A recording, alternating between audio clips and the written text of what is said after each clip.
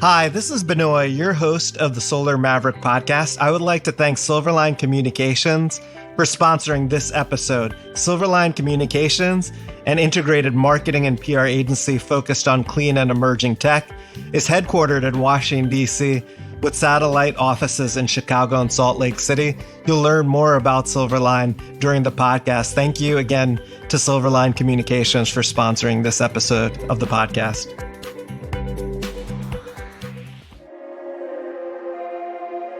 I'm an eternal optimist who doesn't perhaps think about failure very often. And we plan for it, but we don't dwell on it. I think that's what makes a good maverick. Hi, this is Benoy, your host of the Solar Maverick Podcast. I'm excited to have Laura Taylor as our guest on the podcast. Laura is the president and founder of Silverline Communications, which she won a Bronze Award for Most Innovative Agency in the 2017 Stars of PR Awards and the Gold Award for Clean Tech Agency of the Year in the 2016 Stars of PR Awards. She's a seasoned PR professional with over 25 years of experience in corporate communications, influencer programs, messaging, and media cultivation. Silverline delivers strategic marketing and communications program focused on high-growth B2B companies, and they're also a certified women-owned business. I'm excited because our podcast is about solar and entrepreneurship, and I know that you're really focused on clean energy PR marketing. We are. And congratulations on your 10-year anniversary as the president and founder of the business. That's amazing, and you're a role model to all small business owners, and I'm really appreciative of the opportunity to interview you today. Thank you for being on the podcast. Thanks for having me. I mean, we're really excited to be here and more than happy to talk to you. We had a good pre-chat today, so I feel like we're very familiar with each other now at this point, and there's so much to talk about. You and I could talk a blue streak. So. There is. I feel like we could go for 2 to 3 hours very easily. So I appreciate your time, and it would be helpful. I really think there's a need in the market for PR branding, especially in the clean energy industry, especially in solar and renewables. Can you talk about more of what Silverline Communication does and the services that you provide? Sure. Happy to. A quick snapshot. We have both domain and skills that appeal to clean energy companies. So whether we need content developed or we need journalist relationship to take place and to get started, kindling, if you will. And we know the right influencers to connect them to. We do social listening. There's a lot of communications necessary to make sure that a company stays connected or an organization stays connected. There's a lot of places to be found these days. So we help connect organizations to the places the people they want to be found by. So it's essentially what we do in the skills department. In the domain department, all of us are passionate about clean energy space, clean tech, however you want to phrase it, but we're all passionate. So all of us share common expertise, if you will. I know there's one person on the team that he has a very specific expertise in finance and taxation. So wow, yes. That's unique yes. in a PR firm. In a PR firm, and one that specializes in clean energy. So we have that level. And then there's others that are just digital natives on the team who can mesh what's happening out there in the influencer landscape with their knowledge of what's happening in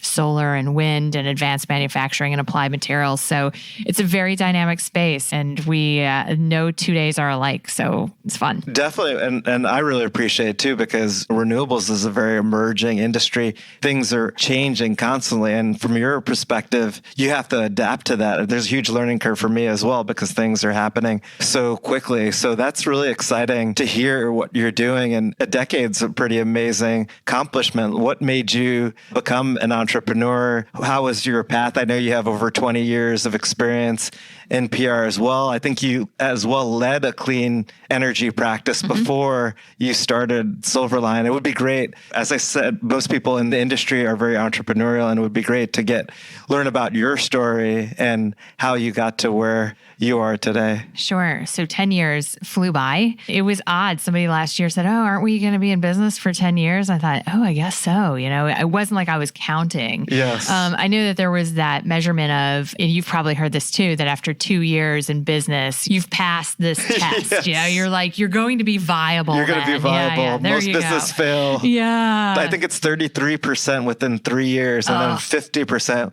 with 5 years. I wonder what the number is at 10 years. And I wonder, and I think think for minority-owned businesses, it's probably even worse. It's definitely, I would think. It's amazing because you're a role model to our listeners who we call Mavericks, because to be an entrepreneur, you have to be a Maverick. Mm-hmm. It's true. I think a couple of years ago, I had, there was an instance where, we were in the conference room and somebody turned to me and they said, well, what if we just don't win this? Or what if we, it was like a failure question. And I had never, ever thought or entertained the fact that we wouldn't win something. I don't operate that way. And I think about the what ifs too long, you're just going to sit in a corner. You're never going to get it done. So I feel like Mavericks, entrepreneurs, we're all cut from the same cloth. We just don't think about the what ifs too long to make them heavy, right? It was an interesting moment when I think that's when I realized, oh, wow, I'm very different from this person next to me. I am very different in this leadership. And that's why this leadership role suits me, because I guess maybe I'm an eternal optimist who doesn't perhaps think about failure very often.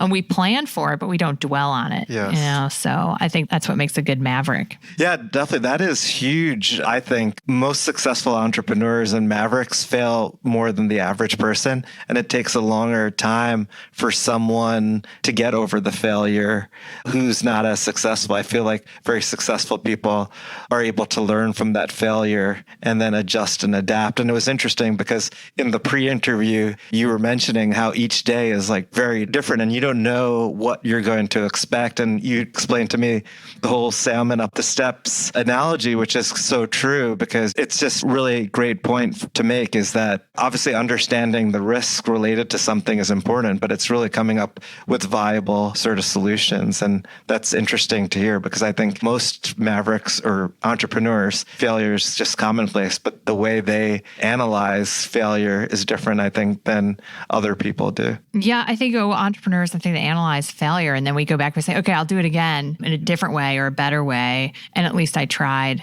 And I think that there's some merit to trying. Maybe you felt the same way. And I feel like you're kind of in the same mindset, is that we just share a DNA. I always knew I wasn't going to be like my dad. My dad spent 30 years as a telecommunications executive. I was never, ever going to do that. While I understood the corporate environment because of him, it just wasn't something that I aspired to. I thought, wow, that's great. He was a great role model. And then he went on a second career to be an entrepreneur. Interesting. And oh, wow. And I watched him really love that part of his career journey, that second career. And I think he realized too that that was really where he should have been the whole time. Definitely. And my mom was also a role model in so many ways, working mom in the 80s, doing a lot of advertising and fundraising and that kind of, so always in the workforce and always role modeling. And I had a couple of small business owners in the family too. So you kind of grow up and you watch folks around you and you kind of understand, hey, this might be my path. My path might be that I'm not going to go and be a doctor and live in Northern Virginia and, marry somebody within the same mindset, but we're going to do something different, right? So I always knew that. So when I worked in corporations, when I worked at large agencies, I always knew I was never going to be there for that long. Interesting, because I think the same way as well. And I think it's great too, like that you had past experience with family who did something entrepreneurial. I think it's a lot easier to do that when you seen people that you have a very close relationship do that. And it's almost like mentoring a role model in a sense, and seeing what you want to do and what you don't want to do. Obviously, your dad worked in a corporate company for telecommunication for a very long time. And then he came up with a second career in entrepreneurship and found that he was passionate about that. And it's interesting to me because this is actually a great segue, which I really love that you talk about, is you're obviously very accomplished entrepreneur, experienced executive. You were talking about how it's very important to be a mentor and to give back. It would be great to really get your perspective on mentorship and why that's important. I know to me, it's a very important thing to help out other entrepreneurs who are earlier in the game, I guess. And I also as well have entrepreneurs who are at the same level or even higher. And I learned so much by spending time and even just suggestions, advice. So it's interesting as well because you put a priority. I think there's two actually different things I would love to talk about: mentorship and diversity. Sure. And I think that's something that's very important. I feel like to be successful and as well in these high growth industries, especially in clean energy, energy, having a diversity of thought, because everything is changing so quickly and it's so globalized and there's no real borders or boundaries when everything's a global. So it would be great to get your perspective on that. And I know that's a million questions in one, so I know you might have to unpack it. Where do we start? Yes. I think mentoring, and one of the questions I had back for you, I think mentoring really is taught. I don't think people come by just, I want to be a mentor. I think there's some role modeling there, and there's people, whether they're family or whether they're folks that you've worked with, or that somehow somebody has shown me how to be a mentor. And there's many women who have done that for me and many men who have done that for me and with me and have been on this journey with me. So I feel like obligated in a good way to pay it forward, because I think about all the time that these people have spent with me because they believed that I could do this, that we could take this journey, that I could create something really unique and differentiated. And there you go. I've arrived at this place where I feel like, okay, it's now my turn and I have to give. I get calls, I get emails. I know you probably have the same. Hey, I'm so-and-so, or I have a daughter who, you get these little emails from folks that either want to be mentored or it's a son or a daughter or somebody that they're related to. And they say, hey, could you talk to me? Or could you talk to this person? And so that happens all the time. I don't catch everybody 100%, but I try to get to as many people as I can. And in particular, I'm very interested in women and making sure that women feel supported within the clean energy community and outside of the clean energy community. So as long as you're a woman in business, I'm interested in hearing more about the story and helping figure out how I can move you forward. It's all about forward momentum. So there's that. Who taught you how to be a mentor? So I think it's really actually, my parents, specifically my mother, actually is a very giving person, is always helping people. And she always says that's really important. And I found from volunteering, mentorship, giving my time, and it's actually been a bigger gift to me at the end when I see that I could actually make an impact. Part of the reason too, with having the podcast, it's a platform as well to make an impact. Why I'm passionate about renewable energy specifically is making an impact for something that I'm passionate about. So it's just been kind of like I've grown up with that. And then it's just really been a part of my life and a focus. And there's obviously a lot of people who reach out to me, and I try to help as many people as I can. So I think giving is an important part, as well as charitable givings as well, and other things, missionary work and other things that I've worked on. So yeah, we stand on the shoulders of giants, right? These are people that have modeled for us, that have helped us. And in some way we owe it to them, whether it's our mom or whether it's our mentors, we owe it to them to continue the cycle of giving. And yeah, I do. I feel like I get so much back when I do it. It's not about the giving in many ways. It's like, oh, wow, my life has been enriched by this, It's amazing how much I've learned from giving more than I felt I've received more, even though I'm just focused on the giving. And then it's just amazing to see like a positive impact where people said, oh yeah, you spent the time and you told me to do this, and then this is what happened from it. So a positive outcome that happened. That's true. I feel like half the time I don't remember the things they told me. Like, I did? I told you to do that? Oh gosh. Did that work out? Yes. I hope. Right? That's always a good feeling, the feedback. Sometimes I get that years later. Oh, and they remember a specific quote. Oh, and they'll quote. And I say, well, it does sound like me.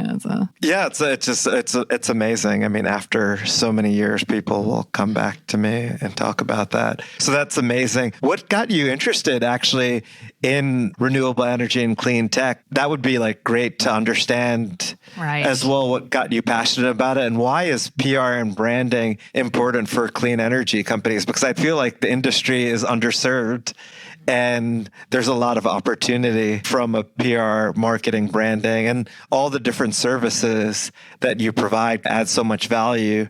Can you talk about why you focused on renewable energy, clean energy, and why you think PR and branding and marketing is important? I didn't really seek it out, just kind of, I feel like things just kind of happen. Yes. I was like my dad. I was sitting at my desk at a telecommunications company, knowing that I wouldn't be there forever and wondering how the heck I was going to get out of there. And I was approached by a Silicon Valley PR firm, B2B tech PR firm, and they represented just all all the mega brands in software and tech, and a new frontier for them was clean tech. And they were getting inquiries from the Sand Hill Road folks in Palo Alto and everybody else. Oh, hey, what can you do for us? I think Vinod Khosla was involved, and all sorts of, inquiries coming in. And they realized we want to respond to these inquiries. It was really the ethos of the man that owned the agency too. It was very aligned with the way that he saw the world too, right? So if solar and wind and renewable energy, if these inquiries are coming in, this makes sense, not only for the way that we live, but for business.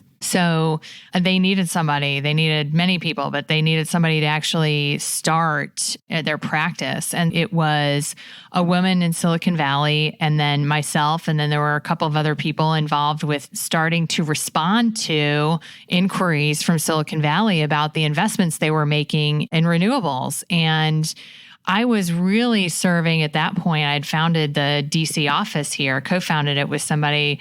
She was more on the software side, but I was on the renewable side. So I was the listening post for federal legislation and for what was happening on the East Coast, and reporting back in and traveling, doing a lot of traveling to California. I felt like an adopted California. But that's essentially how I started, really understanding what was happening in California in the mid-2000s. Arnold was governor. I mean, it was just unbelievable time, and industry was really just growing massively. And it was great. I loved it. This is really good, nourishing work for the soul. It's great for the planet. It's great for innovators. I love the business aspect of it. This will be our future.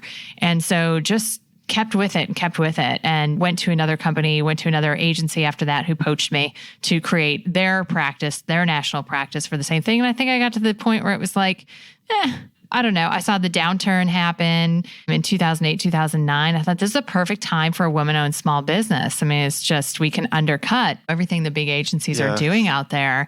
And being a minority business in a recession is a great thing. It's a great thing. So that's exactly what happened to us. And we won support of 2 ERA-funded green grants here in Northern Virginia, one of the largest, fastest growing counties in Northern Virginia. And then from there, it was off and running. So that's really what got me started, was just saying, hey, is somebody willing to do this? Oh, okay, I'll do that. I was in telecommunications. But I understood technology, and I think that was the basis. The other piece on the branding piece, why it's necessary right now, what we deal with here, and majority of our clients are clients, well, it's an interesting split. I mean, they're all innovators, they're all tech, but we have a lot of really well-funded, high-growth tech companies that are with us in the clean energy space, and their brands are maturing. They're kind of getting out of maybe a couple of series of funding, and they need to mature the brand, and their ownership might be shifting, and the board expectations are shifting, and there's a lot of shifting going on, a lot of evolution, a lot of transformation happening. And it does start when you get to a point in an organization, the queries from the board, the queries from stakeholders, et cetera, they move up. They get a little tougher. And I think they're the types of questions that cause leadership at organizations to say, hey, maybe our messages need some help. Maybe our visibility needs to be, we're recognizing that there's a little bit more competition. We've been so busy focusing on product development that we need to focus, or finding funding. We need to focus a little bit now on all of these things that we haven't been really paying attention to. And then the other piece of our business too is global companies. Nice, solid organizations who've been around for years, but they have this division, and the division is the energy division, and there's all these engineers creating renewable energy solutions, and what are these people doing? And all right, how do we make them fit into the rest of the organization, but still be themselves? Sure. And I think that's been an interesting challenge too. So looking at multinationals and how multinationals are investing in renewables, and they know it's important, but they also know it's different. So how do we work with that internal messaging and external messaging there? That's much different than the high growth organizations. Definitely. That's a huge opportunity. Corporates are really leading with having 100% renewable energy goals. Obviously, like Google, Amazon, Facebook are probably the big companies that everyone knows, and states as well are taking initiatives.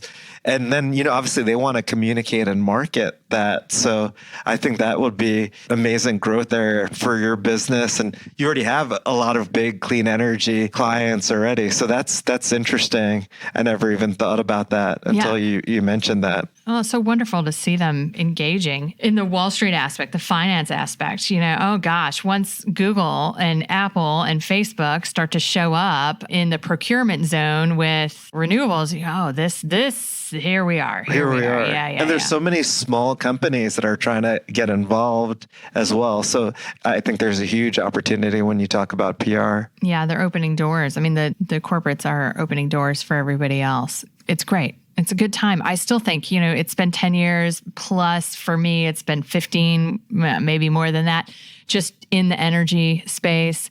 And I still feel the same way I did when I raised my hand to help out Sand Hill Road. It was like, Sure. Oh, okay. I still feel the news today. We were talking a little bit about the Paris Accord news, that's sad news, right? Or Yes. the sea levels news that came out today. There's no turning back. That just makes our clients' work just so much more important than even yesterday. And how do we help them? How do we get messages out? How do we talk to state legislatures? If the federal government can't do it, how do the states do it? How do we work within this global economy to keep things churning and not burning? Burning, definitely. Yeah. So very urgent. It's become a very urgent need for what we do. It definitely has. And it's amazing to me how society has shifted to really focus on climate change, specifically the younger generation, and how companies, as we mentioned, and states and countries are really taking initiative as well. And obviously the industry is really being the forefront on trying to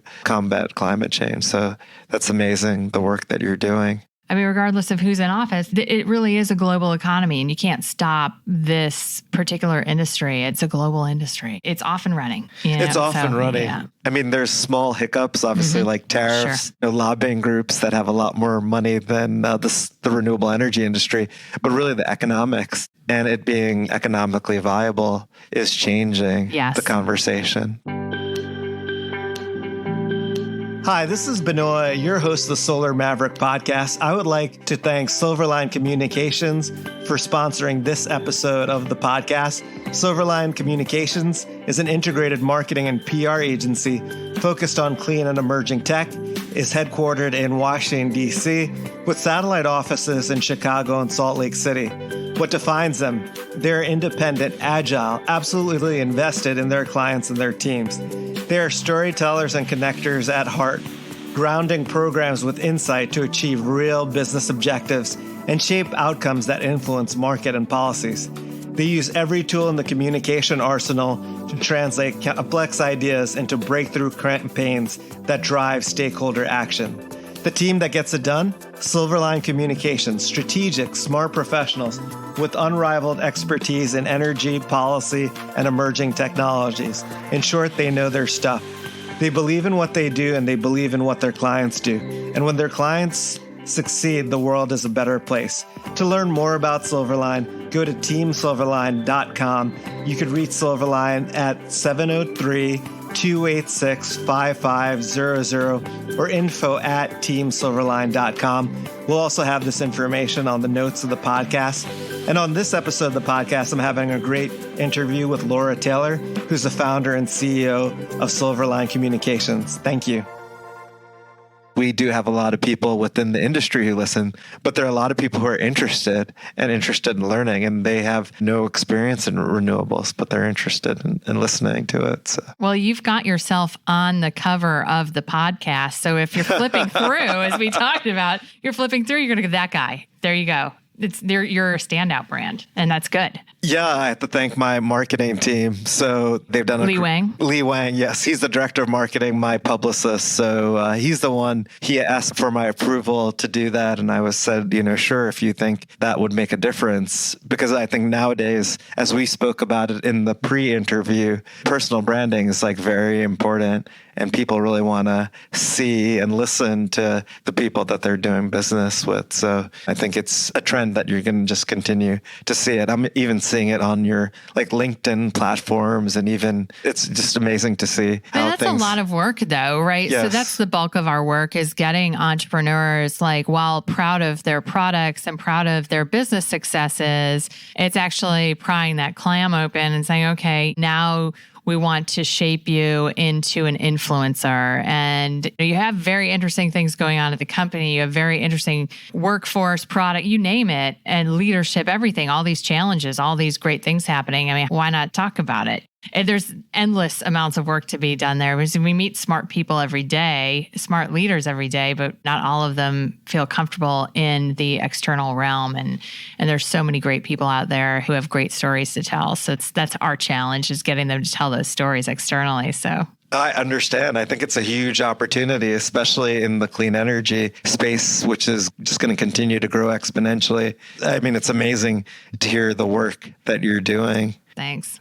We've got a lot more to do. We got a lot of entrepreneurs to push out the door. Yes. And, we've got a lot of talk tracks to work on and challenges ahead. But I think it's a great community. We've been in the community now for a decade as a brand, and as a team, many of us have been working in the community for a long time too. So as individuals, we're known. So hopefully it's a little bit easier when okay, I know who you are. I know what you're going to do.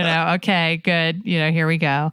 And we have some great internal clients too, that the heads of, like, the Lee Wangs, right? The Lee Wangs in the world that we work with, that are the liaisons to the CEOs like yourself, say, okay, come on, you got to do this now, and you got to get out of your comfort zone. Definitely. And everyone that I know who worked with Silverline has had a great experience. So, and it's interesting because this is the first time that we have met, but already we had a lot of shared values and experience, and just like the passion that you have for what you do is amazing, and how you're trying to come up with creative solutions. So it's great to meet in person, and I appreciate you being part of the podcast. And I also have to thank Ellen Backus as well, because she's the senior vice president at Silverline Communications, who I've known for some time. And then she reached out to us about having you on the podcast, and she said that you would be an amazing interview, and it has been an amazing experience. So, well, thanks. I mean, she's in Chicago, and we just expanded to Chicago and yes. Salt Lake this year. So we have a lot of expansion happening, and hopefully more of it in the future. But that's some big news. And who doesn't love Chicago? Maybe not in January, but Chicago in July. But no, we all love Chicago. I think Salt Lake's a great place. We talked about SPI a little bit. That was my first time in Salt Lake. You too? As well, yes. Yeah, just a very interesting, beautiful town. And so I can't wait to go back. I think there's lots going on there.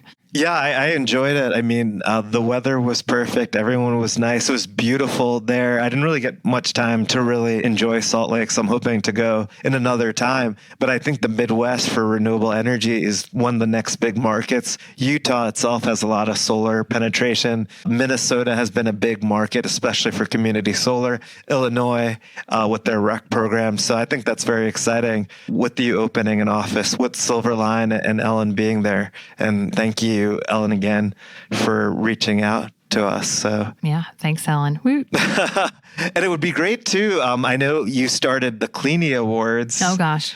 And I think 2019 was the second year of the Cleany Awards. It would be great for the community, our Mavericks, to learn about the community, meaning the Solar Maverick community, to learn about the Cleany Awards. Can you talk about that and what made you start it? I thought it was interesting as well, why you started it in the first place. Well, a couple things there. I have a pen and paper in a drawer next to my bed. And so sometimes when I wake up at night, like all entrepreneurs, like all thinking people, right? I have ideas, and you go, oh gosh, when they happen, they happen. So yes. So this is what happened. 2 a.m. I wake up. This is probably 3, 4, 5 years ago at this point. I can't even remember. And this is the idea. So I write down Cleany Awards, go back to sleep. The next morning, I look everything up. I look the URL up. I look to see if the LLC is available, and I thought, I need a business plan. And then we put the business plan together, which will be changing, actually. We'll be likely moving into a different type of status. We are either thinking a B Corp or a nonprofit status. Yes. So I'm very excited about that. It really started it because as an agency, we have clients that are asking us all the time, well, we have this great product. We should be recognized. What's some recognition for a great product? Yeah, of course you do. And you should, right? So we'd go out and we would look at, we'd look at all sorts of awards programs. There are some in the clean tech industry, but the majority of awards programs were corporate awards or sustainability awards or innovation awards. Yes. There's nothing wrong with any of those, but they really weren't that specific to this community. So we built a program that we felt like this community can really relate to. They're relating to it and they see the results of others in the community. We're growing out the network. It'll be a network of innovators. I hope at some point here in the near future, it changes its status.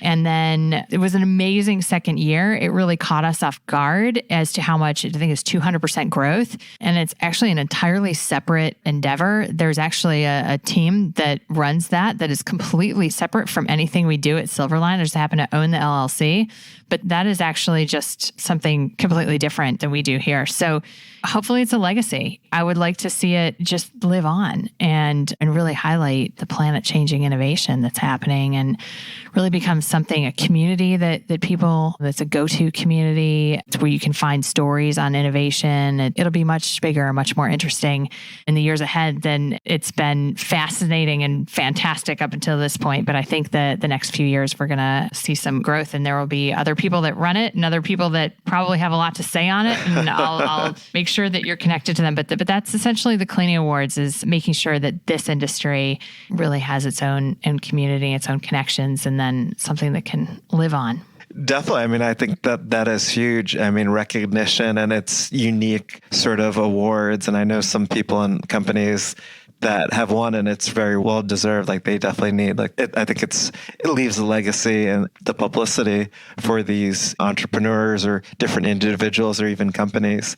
So I think Absolutely. There's a huge value to that. And it's all about creating legacy, kind of like what you've been talking about in the beginning about how important giving back is. This just seems like another sort of natural leaving a legacy. Yeah, it's a natural extension. I will say yes. The Cleany Awards are open to startups, to matured enterprises. So it does cover, the awards covers the whole landscape. Yes. That's what we wanted. We didn't want just to talk about diversity and Yes. inclusion. We wanted diversity and inclusion yes. in this. And hopefully we've made sure that has happened. I know that the executive director of the program was very specific about the advisory, about the judges, and about really looking at the submissions when they came in. Essentially, that's it. So that's the Cleany Awards. And if it's at the cleanyawards.com, you can go to it. And I think 2020, they're telling me it opens up on Earth Day. Great. And it goes from Earth Day to solstice, the submission season. Oh, so that's great. That's pretty creative. So there you go. Yeah. And I hope at some point that I'll just be able to sail off and there you go. It's a legacy. Yes. Well, that's amazing legacy that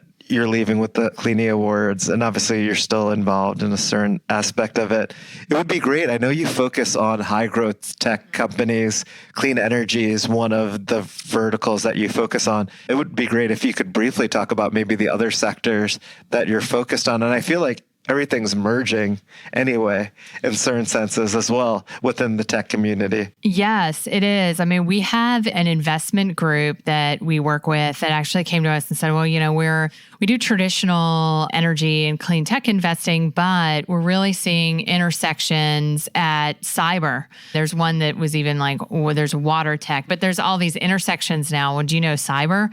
Yeah, we know cyber. So we have had for years at this point, a very active cyber program and cyber practice. And so that gets more popular as folks think about the utilities, especially think about, well, how am I going to protect my asset? Especially after 9/11 and everything that happened there, the infrastructure considerations around protecting infrastructure became even more apparent that we've got to figure this out. And it's been almost 20 years and there's progress been made, but I think on the cybersecurity front, it's really keeping up with, and it's so rapid, pace is so rapid in cybersecurity in terms of the bad guys and the good guys kind of at this wrestling, so there's an intersection point there with what we do with on the security side, and that's fast-paced work. There is always something here in Washington to work on, whether it's energy or cyber or emerging tech. If you're a software platform company, you name it. We just talked to a platform company that does accounting software, but they want to target a certain audience that we know. Well, great. We can do that too. I mean, technology is technology. It's software, hardware. As long as you've got the mindset, you can pretty pretty much there's not going to be a huge learning curve on it. So yeah, if you have a platform, if you're in the security space, you do clean energy work, if you're a technologist in general, happy to take a look at the product and configure solutions for comms. But that's us in a nutshell, just tech geeks, I think. Definitely. Maybe don't look like tech geeks to the traditional meaning. No, I don't think the team looks like, you would never guess that it was tech geeks. And I've gotten to meet the other people of the team. And I think too, it's also, you're able to add a lot more value because you're in the tech space. You are a tech geek and you're bringing lessons learned and experiences from those other industries to a new industry as well with clean energy, which is very tech focused. So I think you could add a lot of value and perspective that maybe a lot of other agencies can. And with the list of clients as well that you have, I think you could add a lot, that you do add a lot of value in the industry. So we do a lot of work in applied materials. We've done semiconductor films, coatings, nano goop, as I call it, you name it, right? And in 10th grade, picture this, in 10th grade, growing up in upstate New York, I was at a Catholic all-girls school. And as a nonconformist, it probably wasn't a good place for me, but so I have a lot of good stories from it. But I had this Sister Mary Edward, and Sister Mary Edward was my 10th grade chemistry teacher. And God bless, I don't know how I actually exited that class. I mean, I got a D in it, right? And she was, because she pitied me, I think. But there's all sorts of shenanigans around test time. And we were, oh my gosh, what's happening? Oh my gosh, and I think Sister always gave me the test that was like the easiest or something. She made one just for Laura Taylor. I don't know. So flash forward, we're at manufacturing companies. We're in all these environments where we're like being told the size of a nano crystal, or all of a sudden we've got to understand the composition of graphene. How does silicon carbide work? What about gallium nitride? And I thought, oh my gosh, Sister would be so amazed. She would be so proud today. Yes. So proud, so proud. And I went to find her and she had passed away just a few years ago, which was kind of a bummer. But I found a test when I was cleaning out my mom's garage just recently. I found in a stack of papers from high school a test from the chemistry, Sister Mary Edward's chemistry class. And so I have it somewhere and I'm going to frame it and put it up in my office because awesome. It's a good, hey, you can do this. Don't worry about it. She gave me a D. I got through the class, but I never pictured myself in an advanced manufacturing environment talking through chemicals with chemical engineers. And here you go. So you never say never. And there's always an interesting thing. There's always a little twist somewhere. And that's what we've learned on the adventure. So she's looking down on us, especially, going, oh my gosh. Yeah. So yeah. Did you ever have a story like that where you thought, oh, I'm never going to get through English, or I'm never going to get through history or something, and then you're reciting the Gettysburg Address 10 years later? It's pretty amazing. I've had the same experience. So yeah, it definitely, when I look back, it's pretty amazing and surreal moments, all these years later. And you remember it like it was yesterday. Yes. I remember even where I sat in the class. I was mortified. The elemental table, or the elemental table. Yes, it was horrible. Yeah, I don't know any of that. I know gold, silver. That's about it. Iron +2, Fe +2. I could start going on. Good. Yes. Ooh, iron. Yes. Aluminum +3, Al +3. I could start going into, because I would just sit there and start just trying to absorb it. So yeah, cobalt, CO with the little O +2. Anyway, now we know that. Yeah. Now we're like, now you're like, yes. Yeah, bring it on. Yeah. Come on. Yeah, cool. This has been an amazing interview, Laura. I appreciate your time on the podcast. If people wanted to learn more about Silverline and get in contact with you, what's the best way? Oh, the best way. So here's the thing. We're always looking for really good people to work here. So work with us at Team Silverline is the best way. If you want to work here, that's the best way.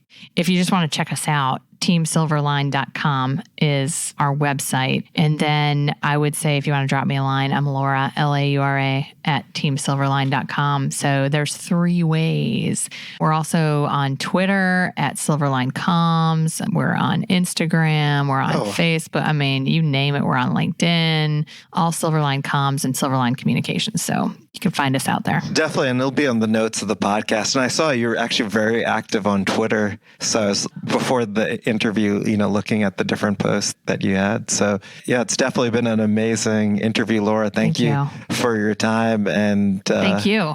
Oh, anytime. I mean, this has been an amazing interview, and I think you're bringing a great perspective and adding a lot of value to the industry. And it's amazing, too, to hear about your journey, and congratulations on more than 10 years. It's definitely, from my interactions, amazing, your passion and your creativity and intelligence. And as a woman entrepreneur as well, you're really creating a legacy and overcoming barriers. And so it's just an amazing story. So thank you. Thank you. Every day we're salmon upstream. Yeah, upstream. There you go. I focus every day on the present. So thank you again, Go Mavericks. Laura. Go Mavericks, yes. Take care. Take care.